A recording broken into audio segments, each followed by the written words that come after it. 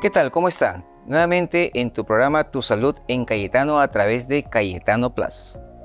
Ustedes han visto últimamente que ha habido mayor temperatura, en ciertas partes del mundo ha habido choque de calor, en el Perú el aumento de temperatura ha conllevado que en muchas zonas que no había dengue, ahora hay dengue.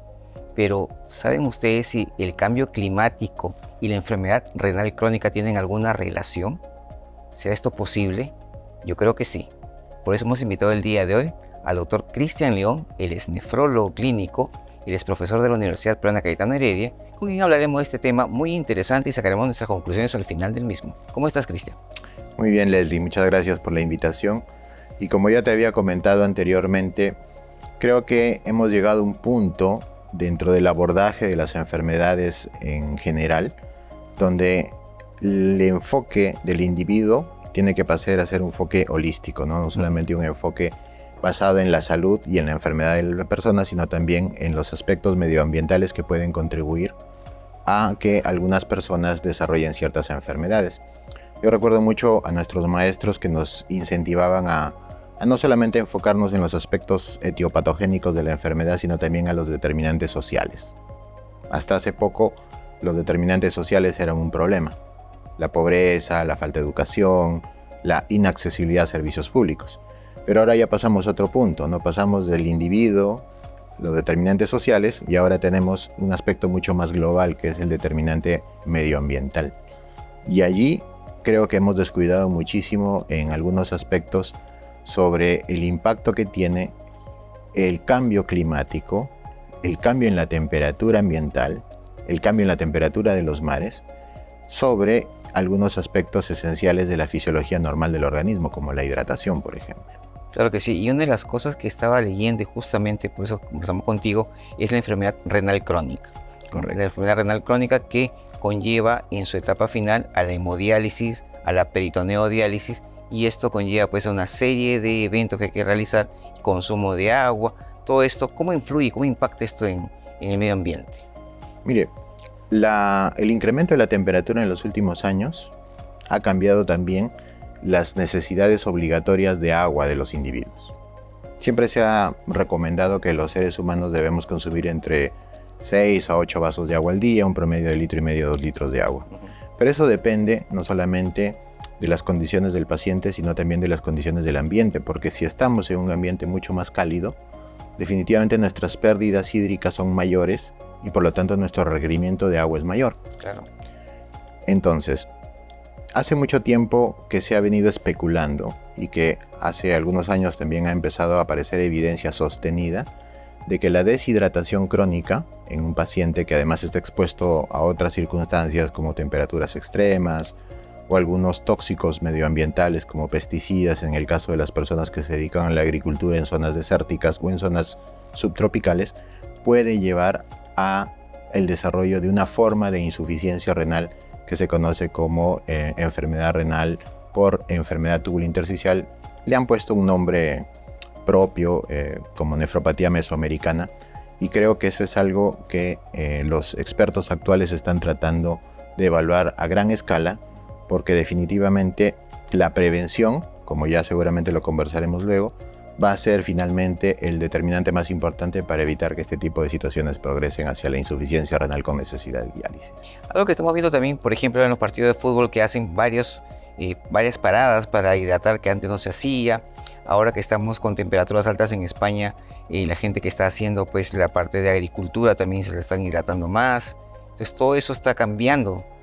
Claro, y eso es, creo yo, una iniciativa que parte de los gobiernos y de las instituciones que rigen las políticas de salud, porque se han dado cuenta claramente que no solamente estamos hablando de enfermedad renal crónica como una enfermedad lenta y progresiva, sino también de las complicaciones propias del golpe de calor, por ejemplo, ¿no? Claro.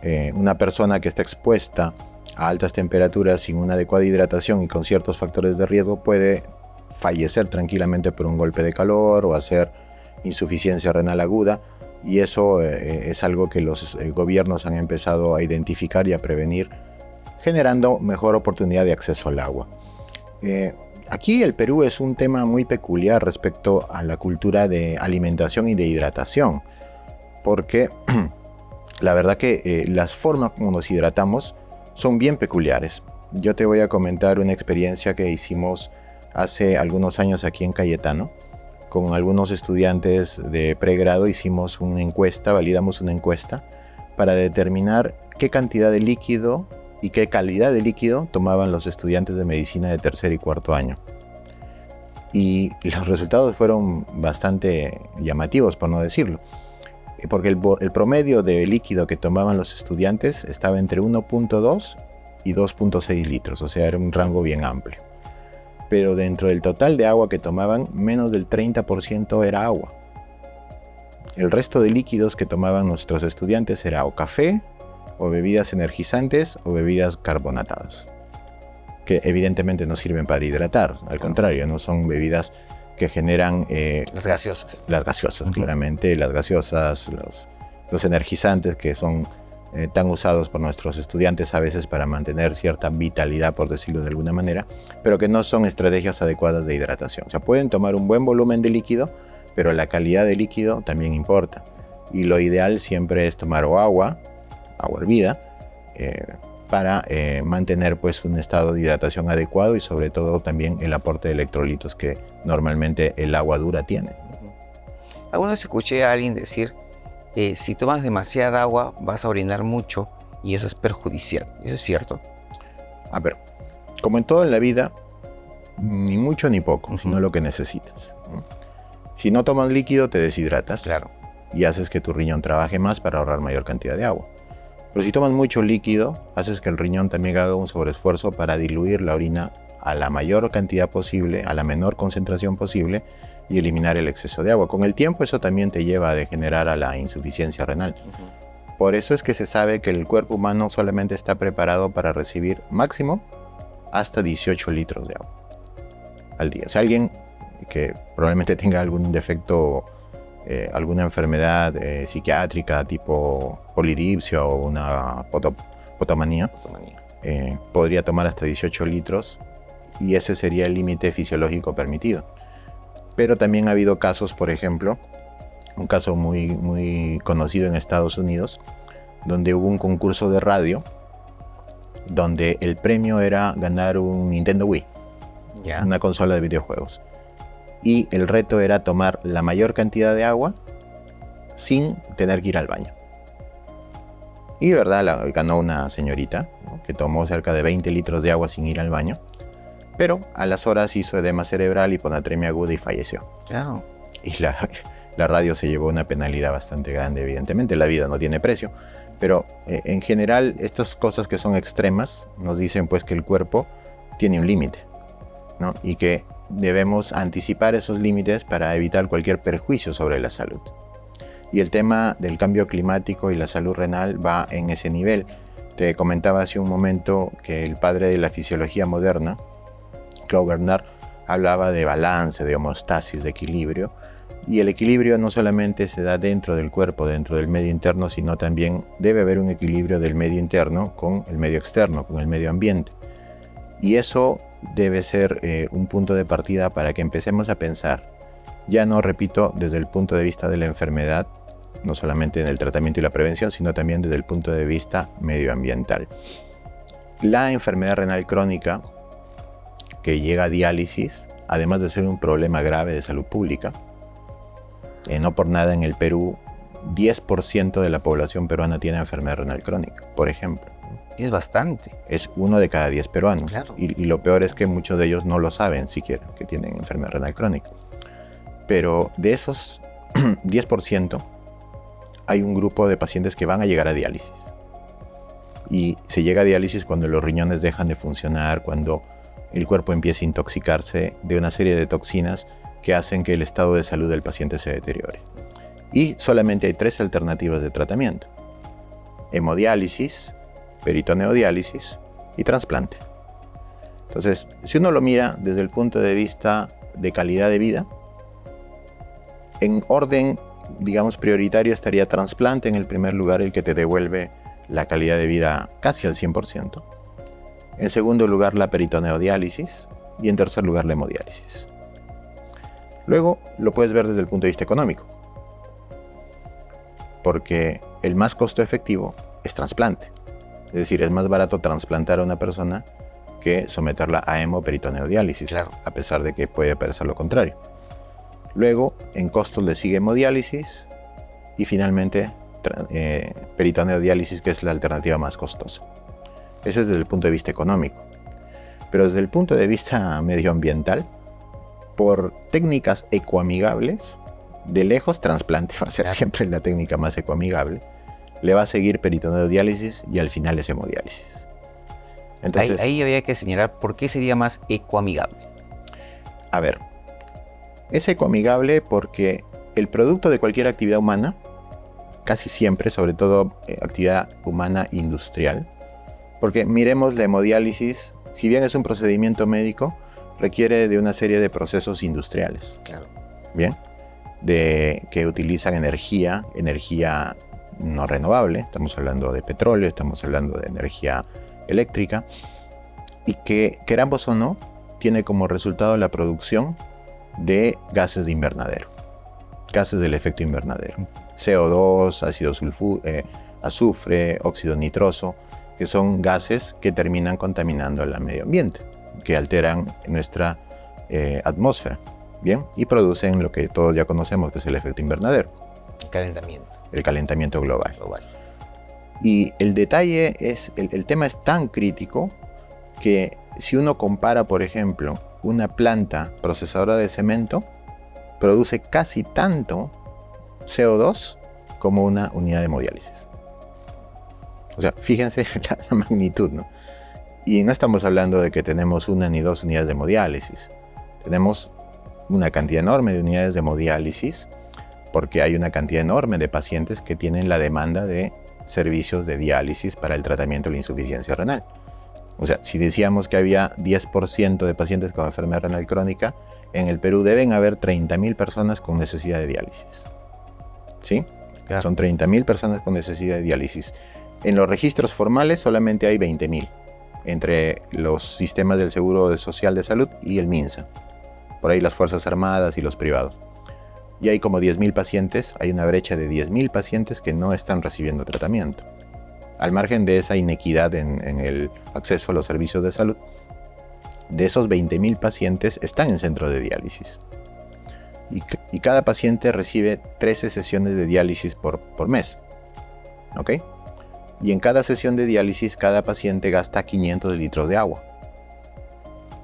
Bien, entonces solamente hacer un breve cálculo matemático de 13 sesiones por 500 por 30.000, fíjese la cantidad de agua potable que estamos gastando en diálisis, y que es agua que tiene dos caminos. Bien, el primer camino es el de ir a una planta para prepararla para ser usada en el tratamiento, pero no toda el agua se utiliza, sino que hay algo que se llama el agua de rechazo, que significa que una vez que el líquido de diálisis llega al paciente, hace el efecto que tiene que hacer durante el procedimiento, el resto del agua se elimina, se descarta. Entonces, de 500 litros de agua que se usan diariamente por paciente, más del 90% es agua de rechazo. Entonces, estamos eliminando una cantidad ingente de agua que podría tener otros usos, de tener una normatividad que obliga a los centros de diálisis a tener mecanismos para generar lo que se conoce como la diálisis ecoamigable o la nefrología verde. Por ejemplo, esta agua de rechazo puede ser utilizada para el riego de jardines. Por ejemplo, puede ser utilizada para utilizarla en los inodoros, o sea, para el aseo de algunas zonas que no necesite de agua limpia o agua potable, por ejemplo. Entonces, es una cantidad de agua reutilizable que no se usa y que se descarta. Y si uno lo viera desde el punto de vista de innovación tecnológica, esa agua es una agua cargada en urea, en productos nitrogenados. Bien. Y yo podría tranquilamente transformar esa agua a partir de algún proceso industrial, químico o bioquímico, en urea que pueda ser utilizada como fertilizante, por ejemplo. Entonces, ahí hay una oportunidad desperdiciada porque estamos hablando de una cantidad enorme de recurso que se utiliza y que se desecha pudiendo ser reutilizado. Entonces, no hay ninguna normatividad ni en el Perú ni en el mundo, ojo. Ya depende mucho de la persona que implementa un centro de diálisis, de si va a darle o no el enfoque ecoamigable. Pero eso es solamente hablar del agua que se utiliza en diálisis. No estamos hablando de los otros implementos y los insumos. Por ejemplo, en hemodiálisis usamos unos filtros de un material sintético que se llama polisulfona o poliéster sulfona, que obviamente no es biodegradable. Y es un filtro, no sé si alguno ha tenido la oportunidad de ver algún filtro de diálisis, pero es un filtro que ocupa un espacio, ¿no es cierto? Es un filtro contaminado porque tiene residuos sanguíneos. Y hablamos de 13 filtros por mes, por 30.000 pacientes, por año. Por año. Esa es una cantidad enorme de residuos biocontaminados no biodegradables, sin contar las líneas, sin contar los guantes, sin contar las jeringas, sin contar los mandilones, sin contar todos los implementos que se usan en la diálisis. Entonces, cada paciente en diálisis, y eso está estudiado y hay varios editoriales al respecto en revistas científicas, aporta 50 toneladas de dióxido de carbono como parte de los gases del efecto invernadero por año. Por año. Entonces estamos hablando de 30.000 pacientes en el Perú por 50. O sea, la cantidad de CO2 por diálisis es enorme. Entonces, por eso es que la hemodiálisis es el menos ecoamigable, porque es el que más residuos biocontaminados produce. Claro. A menos que se hagan ciertas modificaciones que reduzcan el impacto, ¿no? Como hacer un reuso del agua de rechazo, por ejemplo, que habíamos comentado hace un momento. Por ejemplo, reducir el flujo de dializado para gastar menos agua en cada sesión de diálisis y ahorrar un poco de agua que puede ser útil más adelante. Uno cuando piensa en la prevención de cualquier enfermedad, básicamente se fija en el individuo, ¿okay? Y en los gastos que éste va a ocasionar en el tratamiento. Ahora hay que fijarnos también en el impacto que va a causar en el ecosistema. Así es. Así es. Entonces ya es mucho más amplia la visión ahora. Entonces, hace algunos meses atrás que departíamos en el Congreso Mundial de Nefrología con algunos colegas latinoamericanos, decíamos, no entendemos por qué. Por ejemplo, ¿no? Ojo, no estoy haciendo alegoría a ninguna forma de tratamiento, simplemente la evidencia es que peritoneodiálisis es un tratamiento eficaz, que le da muy buena calidad de vida al paciente y que además no produce tanto material biocontaminado no biodegradable.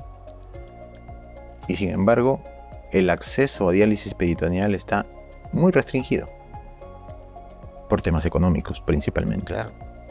Entonces, si yo tengo un procedimiento eficaz, amigable al ecosistema, y sobre todo que me va a dar mejores resultados en términos de recuperabilidad del paciente, mejora de sobrevida y calidad del paciente, yo pienso que una de las opciones que en un país como este, donde hacer hemodiálisis es caro, donde los costos están exageradamente sobrevaluados, promover alternativas de tratamiento que además de ser costo efectivas sean económicas y ecoamigables, debería ser una prioridad. Claro, sería mucho mejor. Así es. Ahora, también es cierto que somos un país muy peculiar en relación a nuestros hábitos y a nuestras costumbres, porque si volviéramos al punto donde quisiéramos tener un procedimiento eficaz, económico y ecoamigable, trasplante debería ser la mejor opción. Y seguimos siendo un país que no trasplanta, o trasplanta muy poco. Muy poco. La cultura de donación de órganos en nuestro país es casi inexistente. O sea, tenemos solamente por encima de Bolivia la tasa más baja de donación de órganos en nuestro país. Prepandemia alcanzó su punto más crítico. Durante la pandemia alcanzó su punto más crítico. Después de la pandemia mejoró un poquito. Ahora, según últimos reportes de la Dirección General de Trasplante de Órganos y Tejidos, tenemos 1.2 a 1.3 donantes por millón de habitantes. Somos 33 millones, son 34 donantes, 35 donantes. Efectivos, ¿no? Comparado con lo que pasa en Brasil, que tiene cerca de 35 donantes por millón de habitantes, comparado con lo que pasa en España, que nos supera terriblemente de lejos. Entonces, todo pasa primero por saber que hay muchas cosas más allá de lo que normalmente solemos ver. Y yo sé que este tema no estaba, o no está ni siquiera dentro de la agenda, pero me parece que es un tema relevante. Claro que sí. Y que además está interrelacionado con todo, porque no solamente estamos hablando de identificar una causa probable de enfermedad renal crónica prevenible, ¿sí? Porque si estamos diciendo que el paciente que se deshidrata, que está trabajando en condiciones de temperaturas extremas, que está expuesto a pesticidas, hace enfermedad renal crónica, eso es una causa prevenible, ¿no? Educando a la gente, estimulando a que tomen agua, a que tengan periodos de descanso bajo la sombra para que no estén expuestos totalmente durante el día al calor, en fin, eso es una causa prevenible, ¿no es cierto? Y la gente que tiene también enfermedades como la diabetes, que es la primera causa de la gente que llega a hemodiálisis, que cumple su tratamiento. Así es. También. Así es. Entonces, Y eso es por el tema netamente del impacto del cambio climático sobre la salud renal, sino también que cada vez, es como cuando uno va al supermercado y se olvidó de llevar la bolsa de tela y bueno, ya dame una bolsa de plástico, ¿no? Lo mismo pasa, ¿no? Si tú eres un diabético o eres un hipertenso que sabe que puede desarrollar enfermedad renal y no sigue el tratamiento, no sigue las recomendaciones nutricionales, no baja de peso, lo que está haciendo, además de alterar su propia salud, su propia calidad de vida, es llevando a que se siga produciendo un mayor impacto sobre el medio ambiente. Como tú lo mencionaste muy bien hace un momento, todo se reduce a la prevención. Y hay que saber que la prevención, más que una costumbre, ya debe ser una necesidad. Y una necesidad que debe partir desde el hogar. O sea, yo, por ejemplo, no recuerdo, yo soy cajamarquino y no recuerdo que dentro de las costumbres que me hayan impuesto durante mi etapa familiar, digamos, en mi infancia, el consumo de agua, por ejemplo. Ahora sé que las personas son mucho más responsables y más cuidadosas en ese sentido, ¿no? La gente ya estimula el consumo de agua, consumir alimentos sin gluten, sin azúcar. Los niños ya no consumen cosas con azúcar, teóricamente. mejorando eso. Las cosas están mejorando, pero eso solamente pasa en un círculo muy cerrado. Sí. Y en realidad debería ser una política global. Así es. Porque, a ver, Caliwarma, ¿qué les da, no? Sin ser excesivamente ácido políticamente, lo que reciben no es ni siquiera lo mínimo indispensable para cubrir sus necesidades nutricionales y cosas elementales, porque si les van a dar un vaso de avena, prefiero que les den un vaso de agua con una fruta, que creo que sería mucho más saludable para los niños, ¿no? Porque claro, la avena sigue siendo finalmente un carbohidrato, y un carbohidrato con gluten. Entonces, hay toda una serie de cosas que deben mejorar. Y claro, yo sé que las necesidades y el interés y la concentración de nuestras autoridades y de los organismos que rigen las políticas de salud pública está en otro lado.